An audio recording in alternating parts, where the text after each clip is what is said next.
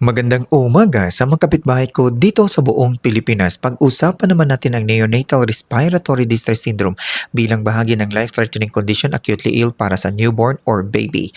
Ang neonatal respiratory distress syndrome ay isang breathing disorder na karamihang naaapektuhan ang premature babies dahil ito sa immature ang lungs at kakulangan sa surfactant substance. Ang mga factors na pag-uusapan natin ay nahahati sa dalawa. Ang una ay ang fetal and infant factors. Ang fetal ay ito yung sanggol na nasa loob pa ng tiyan at ang infant ay yung naipanganak na. Ang mga halimbawa ng fetal and infant factors ay ang prematurity na kung saan ipinanganak ang sanggol before 37 weeks o ipinanganak na hindi nakaabot sa 39 to 40 weeks. Sa 26 weeks ng pagbubuntis ay nagkakaroon ng development of liquid sa loob ng lungs ng fetus at ito ay tinatawag na surfactant. Sa bawat pagde-develop ng fetus hanggang sa makaabot sa full term ay mas nagkakaroon ng sapat na production ng surfactant. Ngunit datapwat subalit ang fetus na ipinanganak prematurely kaya't ang lungs ay kulang na kulang sa surfactant substance. Ang surfactant ay pinoproduce ng alveolar cells. Ang surfactant ay nasa loob ng lining ng maliliit na air sacs or alveoli upang kontrolado or lesser ang tension upang hindi mangyayari ang pagkakakollapse ng alveoli o ang tinatawag na atelectasis.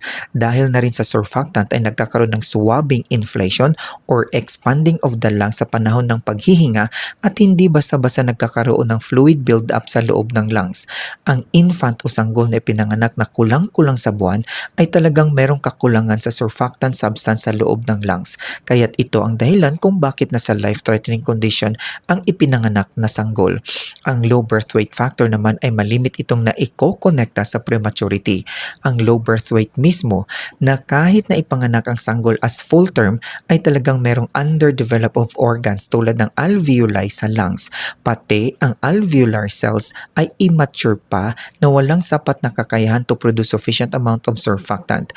Ang multiple birth factors tulad ng twins or triplets ay nangangailangan ng space sa loob ng tiyan pero merong hangganan ang tiyan kaya't malimit na ipapanganak ang twins or triplets na wala pang 37 weeks na malayo pa sa full term months na 39 or 40 weeks or 9 months. Ibig sabihin ay premature at ang lungs ay immature kaya't nagkakaroon ng surfactant shortages. Patungkol naman sa pangalawang factor ay ang maternal and delivery factors. Ang halimbawa ng maternal factors ay ang maternal diabetes na ang hyperglycemia can slow down lung maturation at apektado naman ang production ng surfactant ng sanggol habang nasa loob ng sinapupunan. Ang cesarean section factor naman ay walang labor experiences kaya't hindi na-trigger ang stress hormones tulad ng cortisol at catecholamines. Ang na-triggered na stress hormones ay siyang dahilan na ma-stimulate ang lungs upang makagawa at makaproduce ng surfactant. Dahil na rin sa labor at sa surfactant ay naiiwasan ang pagkaka-build up ng tubig sa loob ng lungs. Ang mga factors na napag-usapan ay talagang napupunta sa iisang kondisyon. Yun ang surfactant shortages kaya't nailalagay sa life-threatening condition ang newborn na kung tawagin ay respiratory distress syndrome. Ang mga palatandaan na sintomas ng respiratory distress syndrome sa isang sanggol ay ang takip niya, grunting na merong sounds na nasal flaring sa bawat paghihinga, retractions, cyanosis tulad ng bluish discoloration of lips, fingers, or toes, and apnea.